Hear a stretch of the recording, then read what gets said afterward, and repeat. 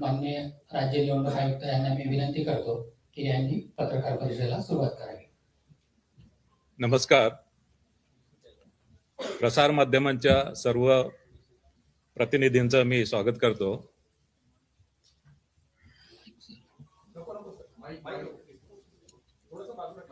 आजच्या या पत्रकार परिषदेमध्ये मुदत संपलेल्या स्थानिक स्वराज्य संस्थांच्या निवडणुका 31 जानेवारी 2026 अखेरपर्यंत घेण्याचे नियोजन आणि त्या दृष्टीने केलेली कार्यवाही यासाठी आजची पत्रकार परिषद इथे आयोजित केलेली आहे.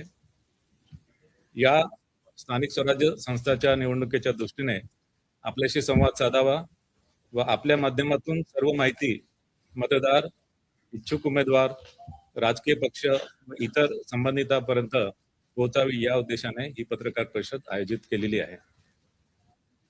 विशेष करून मला आपल्याला सांगावंसं वाटतं की ही पत्रकार परिषद विशेषतः राज्यातील महानगरपालिकांच्या सार्वत्रिक निवडणुकांसंदर्भात आज मी इथे संवाद आपल्याशी साधणार आहे. आपल्याला सांगायचं आहे की महाराष्ट्र राज्यातील 29 महापालिका च्या निवडणुकी संदर्भात ही पत्रकार परिषद आहे. त्यामधील 27 महानगरपालिकांची मुदत संपलेली आहे. 5 महापालिकांची 2020 मध्येच मुदत संपली होती. 18 महापालिकांची मुंबई सहित 2022 मध्ये मुदत संपली आहे आणि 4 महापालिकांची मुदत ही 2023 मध्ये संपली होती. जालना आणि इचलकरंजी या 2 नवनिर्मित महापालिका आहेत आणि त्यांच्या संदर्भात आज मी माहिती सांगणार आहे. बृहन्मुंबई महानगरपालिकामध्ये प्रभागामध्ये 1 सदस्यीय प्रभाग आहेत आणि यामुळे बृहन्मुंबई महानगरपालिकेसाठी प्रत्येक मतदाराला फक्त 1 मत द्यावं लागेल. 28 महापालिका या बहुसदस्यीय आहेत आणि बहुतांश महापालिकेमध्ये एका प्रभागामध्ये 4 उमेदवार निवडून द्यायचे आहेत. त्या महापालिकेमधील काही प्रभाग असे आहेत की जिथे 3 उमेदवार असतील, काही प्रभाग असे असतील की जिथे 5 उमेदवार असतील. त्यामुळे या 28 महानगरपालिकेमध्ये मतदारांना साधारणतः 3 ते 5 मतं एका प्रभागामध्ये द्यावे लागतील. या महापालिका निवडणुकीमध्ये नामनिर्देशन पत्र हे ऑफलाईनच घेण्यात येईल आणि या संदर्भात राजकीय पक्षांची जी बैठक झाली होती आणि राजकीय पक्षांनी केलेल्या मागणीनुसार या महापालिकांच्या निवडणुकीमध्ये नामनिर्देशन पत्र हे ऑफलाईनच स्वीकारण्यात येतील. जात वैधता पडताळणी संदर्भात राखीव जागावर ज्यांना निवडणूक लढवायची आहे त्यांना जात प्रमाणपत्र व जात वैधता प्रमाणपत्र त्यांना सादर करणे आवश्यक आहे. मात्र जात वैधता प्रमाणपत्रासाठी सादर केलेल्या अर्जाची सत्यप्रत किंवा अन्य कोणतेही पुरावा त्यांनी दिला तरी तो एक्सेप्ट केला जाईल. मात्र 6 महिन्याच्या आत जात वैधता प्रमाणपत्र सादर करण्याचे असे हमीपत्र उमेदवारांना द्यावे लागेल आणि 6 महिन्याच्या आत जात वैधता प्रमाणपत्र सादर न करू शकलेल्या संबंधित उमेदवारांची निवड ही पूर्वलक्षी प्रभावाने रद्द होईल.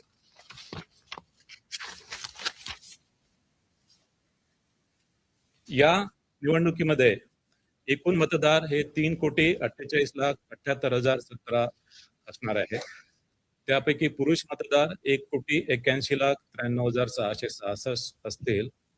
स्त्री मतदार 1,66,19,755 असतील आणि इतर मतदार 4,590 असतील. या निवडणुकीमध्ये 39,147 इतके मतदान केंद्र निश्चित करण्यात आलेले आहे. ही निवडणूक इलेक्ट्रॉनिक वोटिंग मशीनच्या माध्यमाने घेतली जाईल आणि त्यासाठी कंट्रोल युनिट 43,958 असतील, बॅलेट युनिट 87,916 असतील. बृहन्मुंबई महानगरपालिकेसाठी मतदान केंद्र एकूण 10,111 मतदान केंद्रे निश्चित करण्यात आलेली आहेत.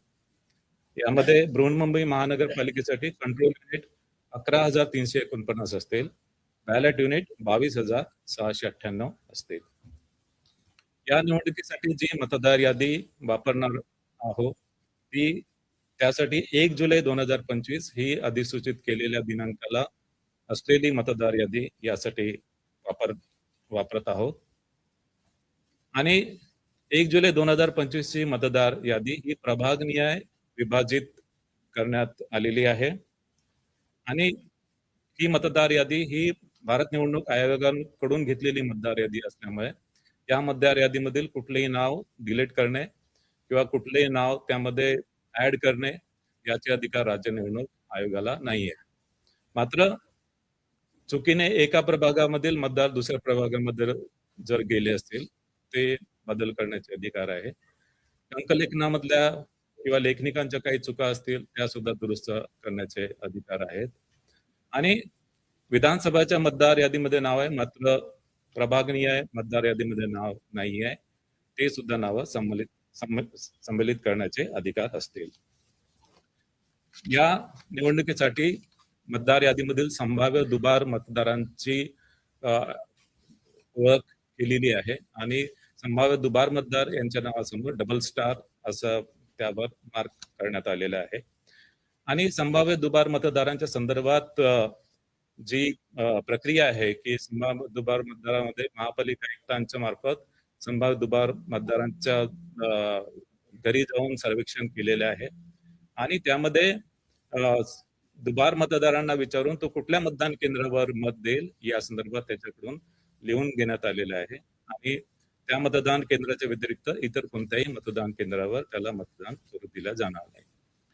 काही मतदार या मोहिमेला ज्यांनी रिस्पॉन्स दिलेला नाही त्यांना ते जर मतदान केंद्रावर मतदान करण्यासाठी आले आणि त्यांचं संभाव्य दुबार मतदार म्हणून नोंद आहे तर त्यांच्याकडून हमीपत्र स्वीकारलं जाईल आणि त्याची ओळख पटवल्या जाईल आणि ओळख पटवल्यानंतरच त्याला मतदान करता येईल.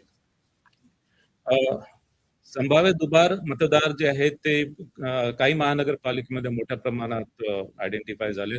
उदाहरणार्थ बृहन्मुंबई महानगरपालिकेमध्ये साधारणतः 11 लाखाच्या जवळपास संभाव्य दुबार मतदार होते.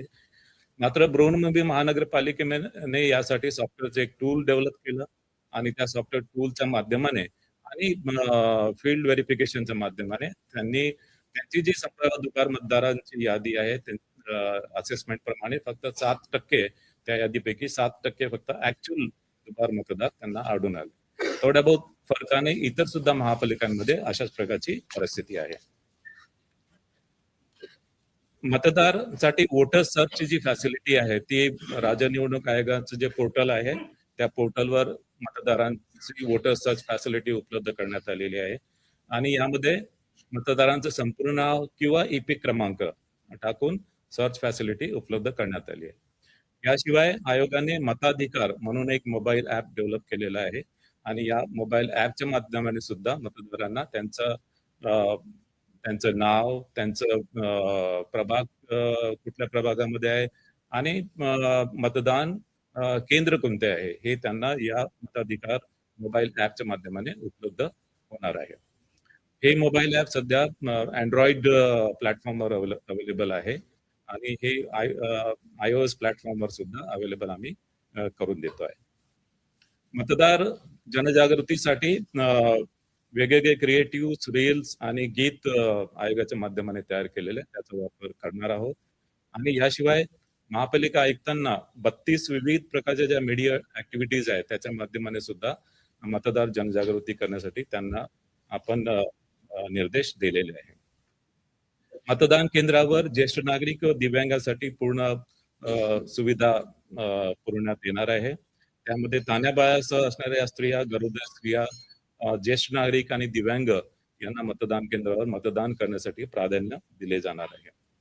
प्रत्येक मतदान केंद्रावर रॅम्प आणि व्हीलचेअर जिथे आवश्यक असेल ती व्यवस्था करण्यात येणार आहे.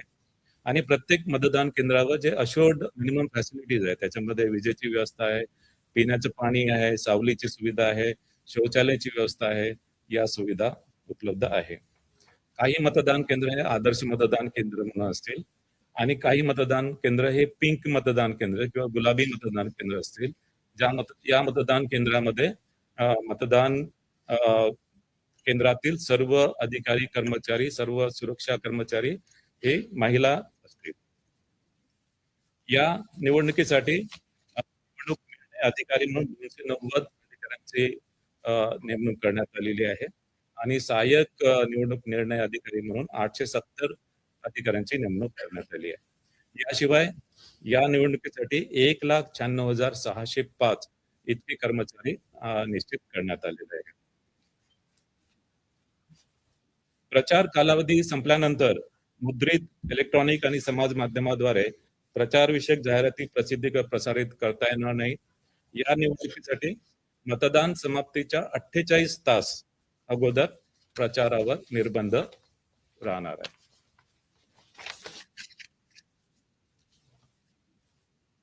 महापालिका स्तरीय माध्यम प्रमाणन व संनियंत्रण समिती स्थापन करण्यात आलेली आहे आणि विविध प्रसार माध्यमातील वृत्तांकनाच्या बाबतीत पाहणीसाठी संनियंत्रण व देखरेख या समितीमार्फत करण्यात येईल.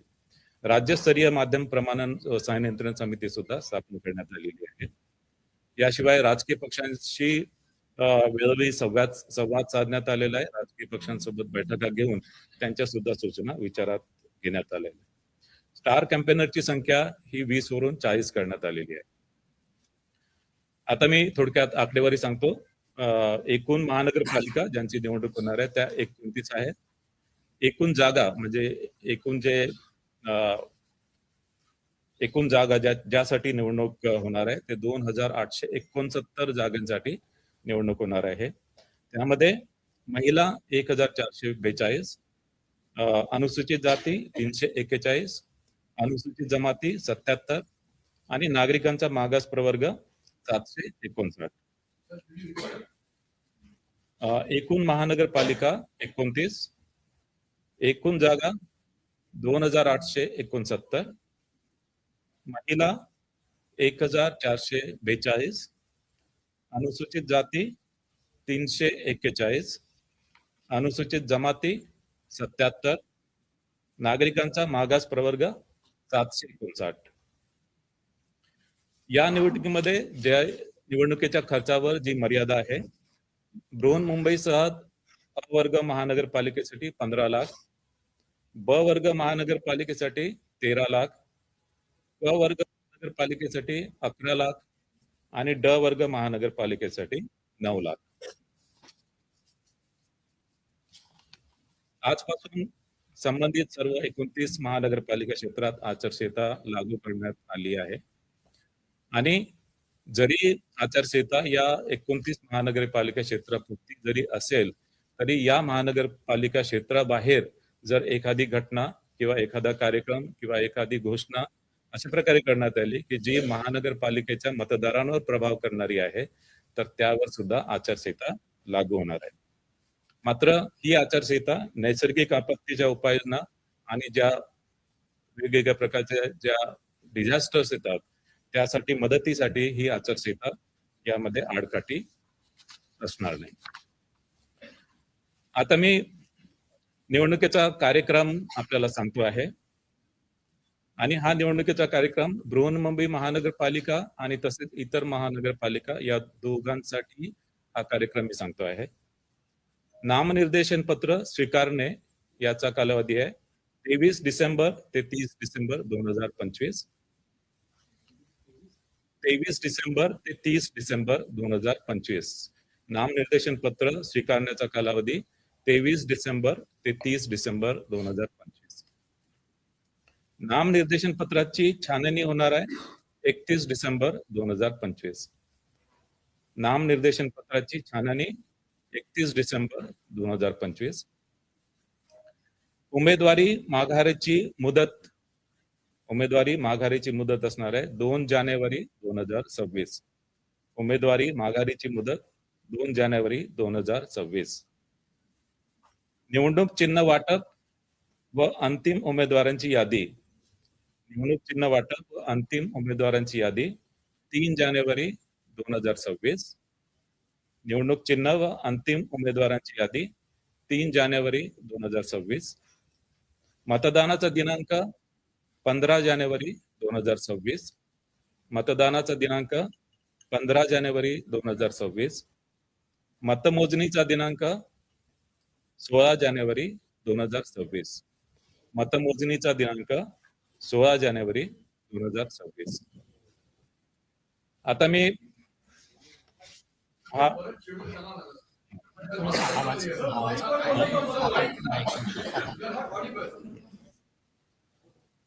निवडणुकीचा कार्यक्रम मी पुन्हा एकदा सर्वांना सांगतोय आणि हा निवडणुकीचा कार्यक्रम बृहन्मुंबई महानगरपालिका व इतर महापालिका या दोघांसाठी मी सांगतोय. दोघांसाठी डेट्स जे आहेत त्या डेट्स मी आपल्याला सांगतोय. नामनिर्देशन पत्र स्वीकारणे 23 डिसेंबर ते 30 डिसेंबर 2025. नामनिर्देशन पत्र स्वीकारणे 23 डिसेंबर ते 30 डिसेंबर 2025. नामनिर्देशन पत्राची छाननी 31 डिसेंबर 2025. उमेदवारी माघारीची मुदत 2 जानेवारी 2026. उमेदवारी माघारीची मुदत 2 जानेवारी 2026. निवडणूक चिन्ह वाटप व अंतिम उमेदवारांची यादी 3 जानेवारी 2026. निवडणूक चिन्ह वाटप व अंतिम उमेदवारांची यादी 3 जानेवारी 2026. मतदानाचा दिनांक 15 जानेवारी 2026. मतदानाचा दिनांक 15 जानेवारी 2026. मतमोजणीचा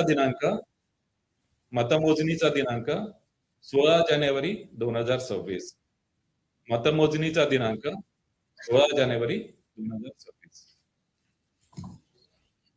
आता हीच माहिती मी निवडणुकीच्या कार्यक्रमाची माहिती मी हिंदीमध्ये आपल्याला देतो आहे. राज्य की बृहन्मुंबई महानगरपालिका सहित 29 महानगरपालिका का चुनाव कार्यक्रम मैं घोषित कर रहा हूं. नामांकन पत्र जमा करना 23 दिसंबर से 30 दिसंबर 2025. नामांकन पत्र जमा करना 23 दिसंबर से 30 दिसंबर 2025. नामांकन पत्रों की जांच 31 दिसंबर 2025. नामांकन पत्रों की जांच 31 दिसंबर 2025. उम्मीदवारी वापस लेने की अंतिम तारीख 2 जनवरी 2026. उम्मीदवारी वापस लेने की अंतिम तारीख 2 जनवरी 2026. चुनाव चिन्ह वितरित करना और उम्मीदवारों की अंतिम सूची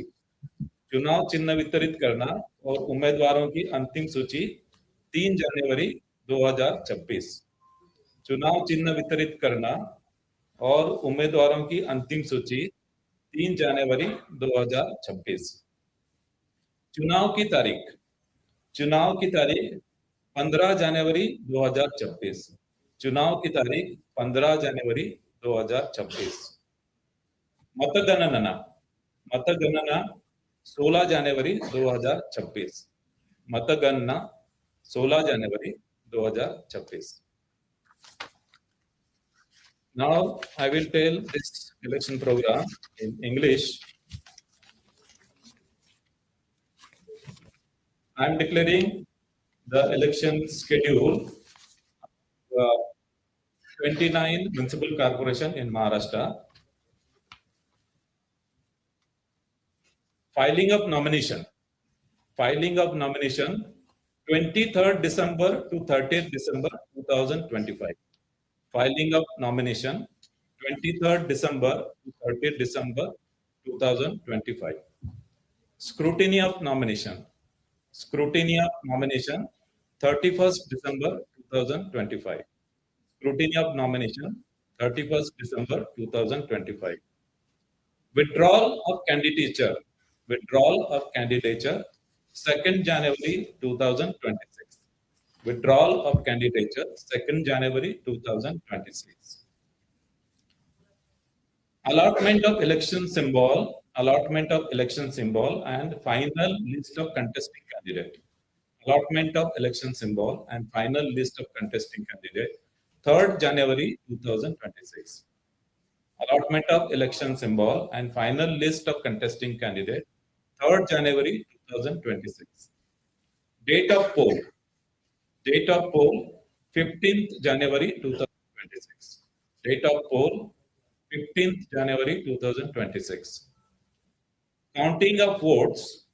Counting of votes, 16th January 2026. Counting of votes, 16th January 2026. So this is the election schedule.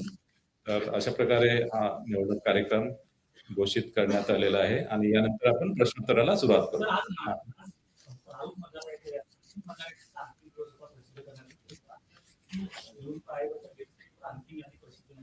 किंवा ज्या प्रिंटआउट राजकीय पक्षाने दिल्या जाणार होत्या राज्य दिला जात नाहीये. मुंबई महापालिकेची जाणीव सांगते तुम्ही सांगितलं नाही की मतदार याद्यांच्या प्रिंटआउट तर लगेच घेऊ नका. पहिले काही मतदार याद्यांच्या प्रिंटआउट मध्ये काही उद्योग असल्याचं दिसून येते. हे नसताना अचानकपणे तुम्ही एक निर्भर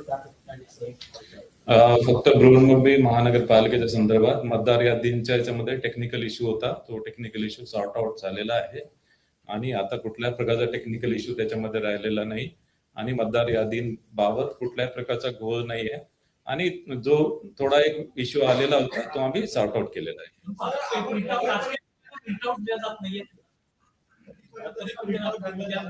प्रिंटआउट त्यांना आजच आम्ही प्रोव्हाइड करणार आहे सर्व राजकीय पक्षांना.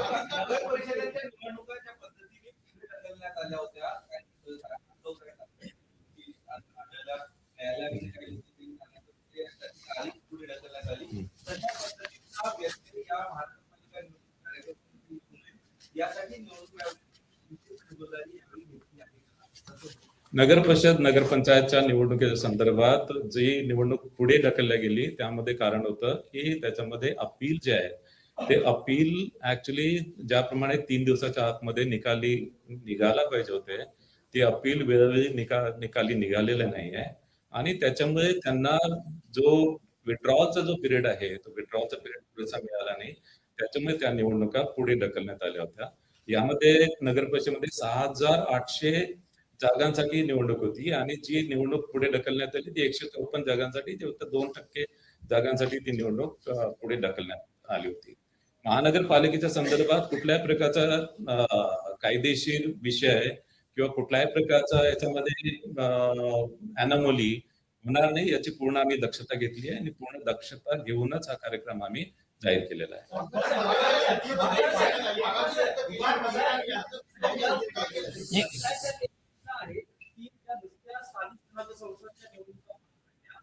अनेक राजकीय पक्षांनी नाराजी व्यक्त केली निवडणूक आयोगाच्या एकूण कारभारावर, कारण प्रचंड भर दिसून आला. मग निवडणुका काही ठिकाणी जो वेटिंग पिरियड असतो त्याचा समाप्तीचा तो रात्री 10 वाजेपर्यंत होता आणि दुसऱ्या दिवशी सकाळी पुन्हा 7 ला मतदान सुरू झालं. परत निवडणुकीचा निकाल घोषित करणं सुद्धा तुम्हाला 21 तारखेला ती तारीख पुढे ढकलली लागली. या सगळ्या कारभारावर अनेक राजकीय पक्षांनी नाराजी व्यक्त केलेली आहे. यामध्ये ऍक्च्युली जी निवडणूक पुढे ढकलण्यात आली त्यामध्ये त्याला कारण होतं, कारण की ज्या ठिकाणी अपील फाईल झालेले होते त्या अपील डिसाईड करण्यासाठी उशीर झाला आणि तो अपील डिसाईड करण्यासाठी उशीर झाला म्हणून तिथे उमेदवारी मागे घेण्याची विड्रॉलसाठी म्हणजे 3 दिवसाची जी मुदत आहे रूल नंबर 17(ब) प्रमाणे 3 दिवसाची मुदत तिथे देता आली नाही आणि त्याच्यामुळे त्या निवडणुका आपण पुढे ढकलल्या. ऍक्च्युली ज्या निवडणुका पुढे ढकलल्या नाही त्यांचं जे मतमोजणीचं जे काम आहे ते आम्ही 3 डिसेंबरलाच ठेवलेलं होतं. मात्र माननीय उच्च न्यायालयाच्या आदेशाप्रमाणे ही जी मतमोजणी आहे मतमोजणी आता ज्या निवडणुका पुढे ढकलल्या आहेत त्या सर्व आणि 2 डिसेंबरला जे मतदान झालेलं आहे आणि आता 20 डिसेंबरला ज्या निवडणुका होणार आहे यानंतर सर्वांचंच मतमोजणी ही 21 डिसेंबर रोजी होणार आहे.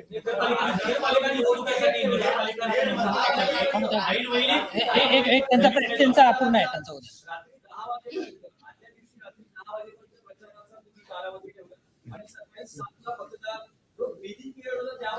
नाही, ब्रीदिंग पिरियड जो आहे त्याच्यामध्ये, कारण की या ज्या आम्ही निवडणुका घेतो, या ज्या संबंधित जे कायदे आहेत, संबंधित अधिनियम आणि कायदे नियम आहेत त्याप्रमाणे घेतो.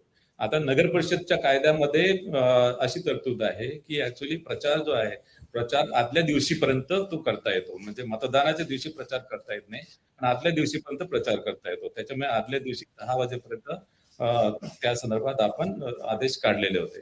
मात्र आता महानगरपालिकेच्या निवडणुकीमध्ये जे महानगरपालिका अधिनियम आहे किंवा बृहन्मुंबई महानगरपालिका अधिनियम आहे, त्याच्यामध्ये मतदान समाप्तीच्या 48 तास अगोदर हा प्रचार संपला पाहिजे, 48 तास अगोदर. त्याप्रमाणे प्रत्येक कायद्यामध्ये वेगवेगळी तरतूद आहे आणि त्यामुळे ती प्रोव्हिजन वेगवेगळ्या स्थानिक स्वराज्य संस्थांच्या निवडणुकीसाठी वेगवेगळी लागू होते.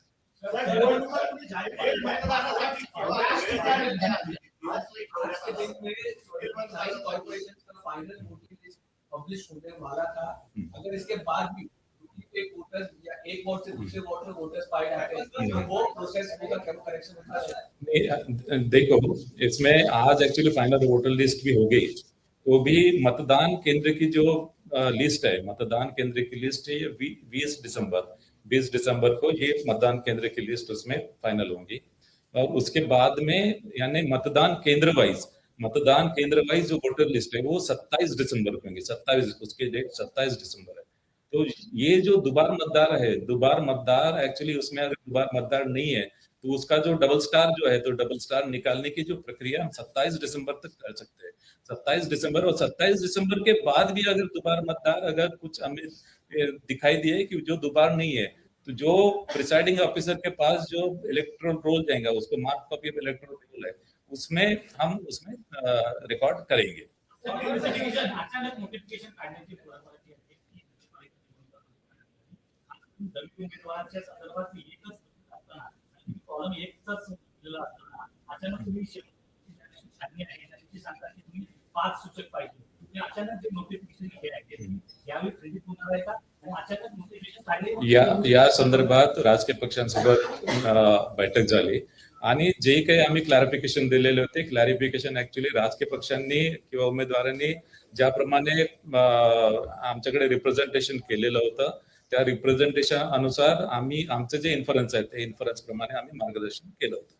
या निवडणुकांमध्ये विशेषतः डमी उमेदवारांच्या बाबतीत आपण ज्याला पर्यायी उमेदवार, राजकीय पक्षांची 2 दिवसाआधी बैठक झालेली आहे. त्यांना जी रूल्स आहे ते रूल्स आम्ही समजून सांगितलंय, त्याच्यामध्ये त्यांचं समाधान झालेलं आहे आणि त्यामध्ये कुठल्याही प्रकारचा बदल किंवा कुठल्याही प्रकारचं आम्ही या संदर्भात डिव्हिएशन करणार नाही. त्यांचा राहू द्या. उद्या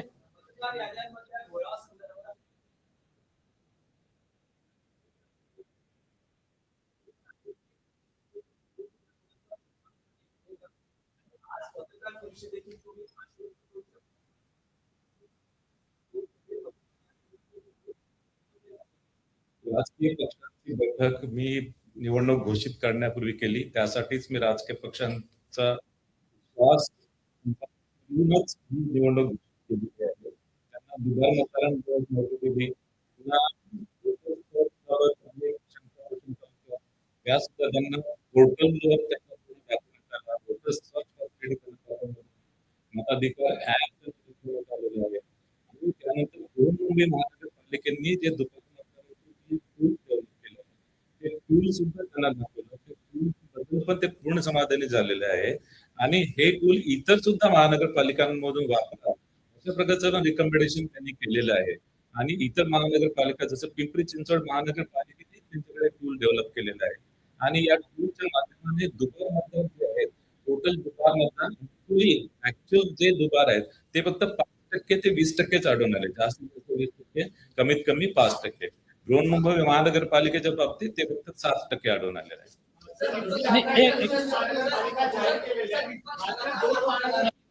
शेवटचा यायचा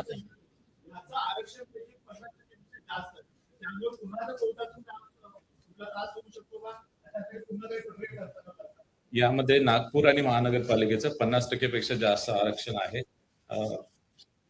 यामध्ये माननीय सर्वोच्च न्यायालयाने जे आदेश दिलेले आहे, सर्वोच्च न्यायालयाने आदेश दिलेले आहे की जरी ज्या महानगरपालिकांचं आरक्षण 50% वरती जरी जात असेल तरी त्यांच्या निवडणुका तत्काळ कंडक्ट करण्याचे त्यांनी निर्देश दिलेले आहेत आणि या सर्व निवडणुका या माननीय सर्वोच्च न्यायालयाच्या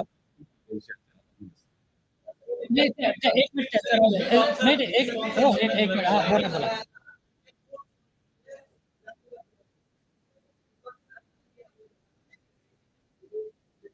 घोटाला है और उसके अंदर क्लियरेशन के बाद ही कोई ना कोई